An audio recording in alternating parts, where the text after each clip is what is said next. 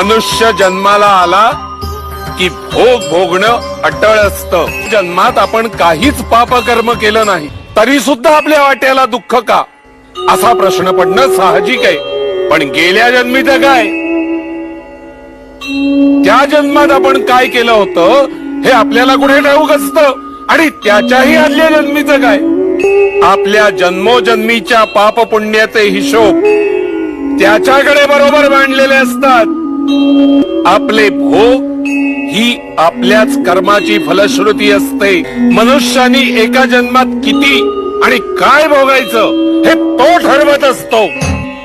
भोग चुकवता येत नाहीत. म्हणूनच मनुष्यानी आपल्या वाट्याला आलेले भोग मुकाटपणे भोगण्यातच शहाणपणा आहे. गुरुला शरण गेलं की तो आपल्या भोगाची तीव्रता नक्कीच कमी करतो. उदाहरण